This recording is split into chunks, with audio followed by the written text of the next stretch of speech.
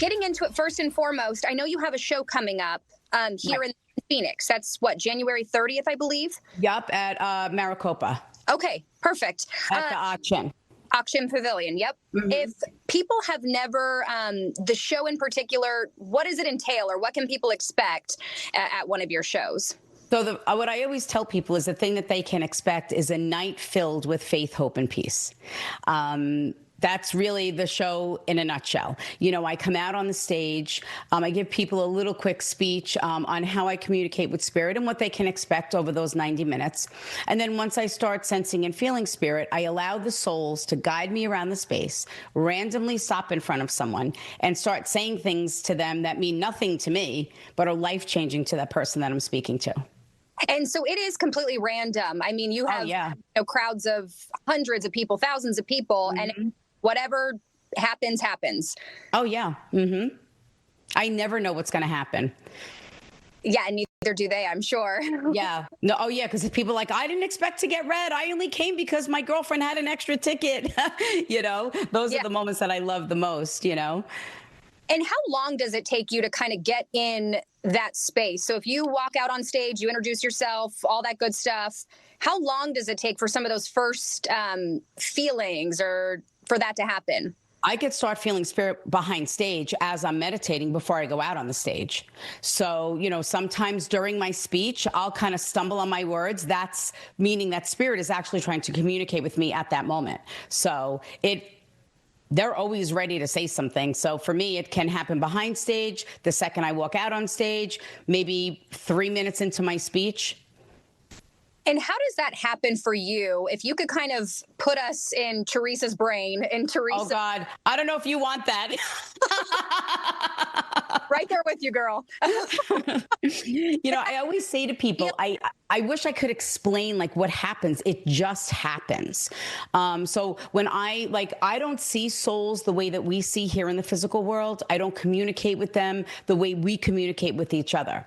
I will first see shadows, silhouettes. They'll make me feel like an emotional bond or like how you knew them. So I might say to someone, oh, who's the mother energy for you? But the person might say, oh, I didn't lose my mom, but I lost my grandmother. She raised me. Or my aunt, she was like a mother to me, because they make me feel that bond. Then they physically bring me through their departure. So I will physically feel what they felt as their soul left the physical body. So sometimes throughout the night, you might see me having difficulty taking a deep breath, trying to swallow, clear my throat, touching my side. They're just physical things that I feel, again, to let that person know that this is their loved one, that they do not want them to remember them in that way. And then will show me the sign or the symbol in my frame of reference of whatever is holding them back from healing, and asking them to release these burdens so they can start to heal. And is there anything else that you experience outside of just, you know, being able to kind of talk to those on the other side? Is there any other type of feelings or knowledge that you get or gain? Or well, sometimes souls will, like if someone missed a doctor's appointment or they're not doing a follow-up, the souls will only give me things that can help or prevent something.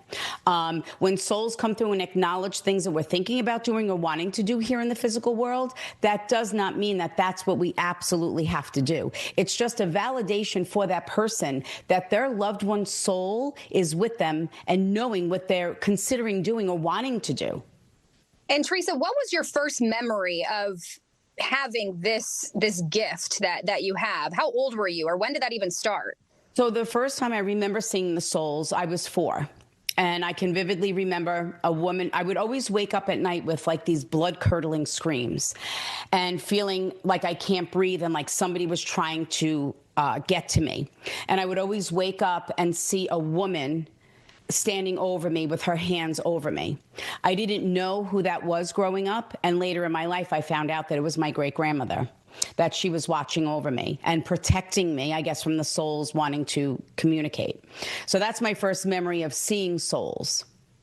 Wow. My first memory of channeling the souls of the departed was a woman that I was taking a spiritual awareness class with, and her brother committed suicide, and he had come through.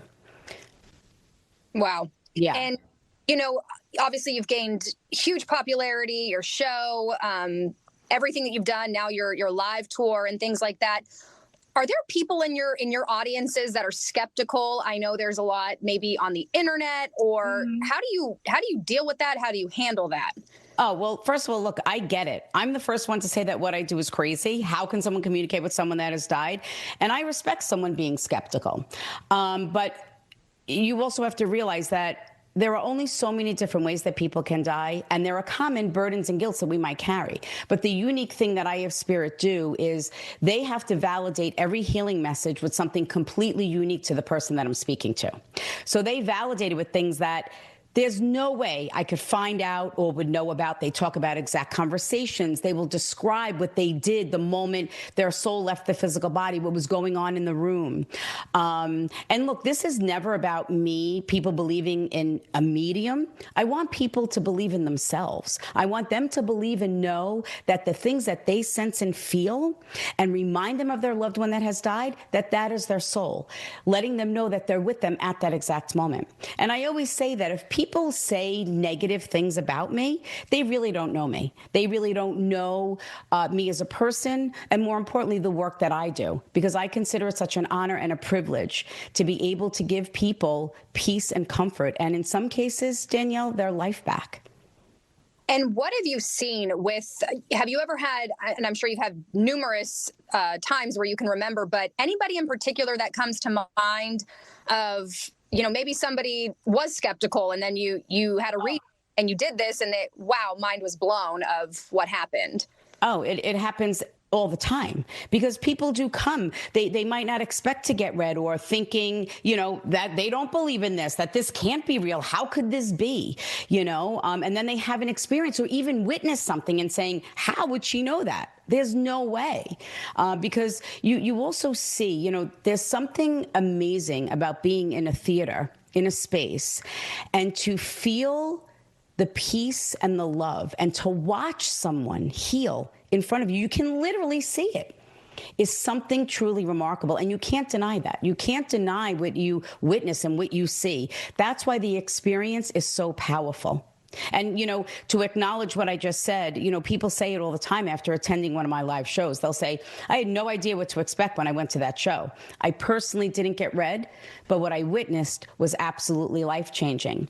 And then they'll go on to say, and then realizing the people that did get direct messages needed to hear from their loved ones more than they did. And to me, that statement just shows on how incredible the experience truly is. And you can get a read on, if there's kids, adults, teenagers, no matter who it is, really. Oh, yeah. I mean, some people come and their pets will come through. So, and some people will say, I remember years ago saying to a woman, I feel that, did you lose a daughter? And she said, no. And I said, well, I feel like your daughter is here. And she's telling me that you wear a bracelet in memory of her and that you have her ashes. And she said, that's my cat. And she said to me, she looked at me and said, my cat was like my daughter. But it just showed that the bond and relationship, they make me feel that of who that person was to us, what they meant to us. And with your success, how have you handled it? I think you went from kind of a simple gal with kids and was married and all that good stuff. And then now, I mean, do people stop you and try to get a read, or, hey, talk to me or talk to this person, or? Yeah, that's the interesting thing. First of all, I still find it crazy that people know who I am. I still view myself as just Theresa Caputo from Hicksville. I mean, I still live right next door to my parents, to the house that I grew up next door, that I grew up in.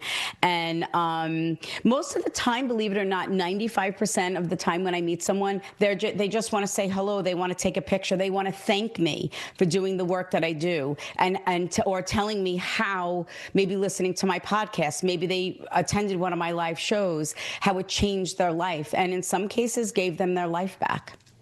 And do you think with what you do, I think death is such a hard and heavy topic, and a lot of people are extremely terrified to die. Mm-hmm.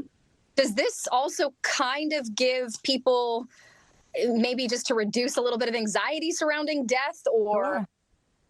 Yeah, I mean, listen, I grew up petrified of death. I think that's normal.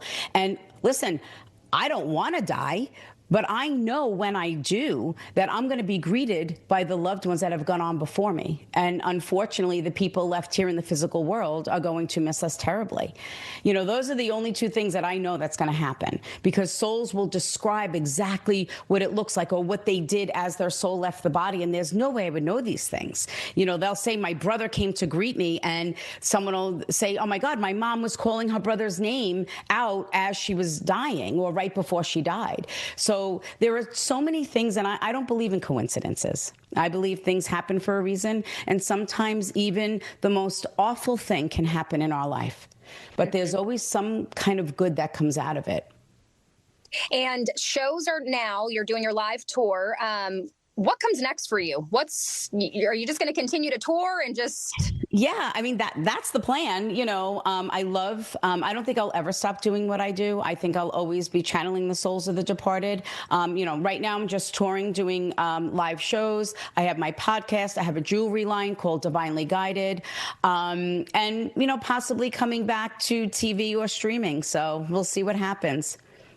But right now I'm very content doing what I do, and I feel very grateful and fortunate to be able to do this work. Awesome. Theresa, once again, your show here in Phoenix, how do people get tickets? Where do we find out more information? All you got to do is just go to theresacaputo.com. You can find out anything you want to know about me, tickets. And everything else. Awesome. And everything else. Okay. So January 30th, we'll see you here in Phoenix, and awesome. We'll have the beautiful weather for you. Yes, thank you. Thanks so much. Appreciate your time. Thank you so much. Have a good day. Well, there you go. Your interview with Theresa Caputo, I know, the Long really Island cool. medium. That was kind of cool. I just looked up, as you mentioned, January 30th, she's going to be here at 8 p.m. at Harrah's Auction Casino Resort in Maricopa. Just looked it up. Still tickets available. You know what I thought was funny is that, like, the ones closer to the stage are pricier. Do you think people want to sit up front so that maybe she sees them and gets a reading from them? Yeah, and she was even saying on that interview there that she even starts to get feelings when she's backstage. Oh, really? So she kind of gets these like feelings and, you know, everything that comes to her. But yeah, I would expect or assume that people want to be in front, so they're like this. They're locking eyes. Hey, Theresa, over here. What do you see? What do you see for me? What do you see for me? But it was really cool to talk to her. I watched that show, I mean, back in the day, and it was really fun. She's kind of one of those people that's so recognizable. So I love that question that you asked her. Do people stop her everywhere she goes and be like, hey, do you have anything to say about me? And she's so the hair, the nails. Yep. And she's just who she is. She is who she is, for sure. She's Long Island through and through. And so are you.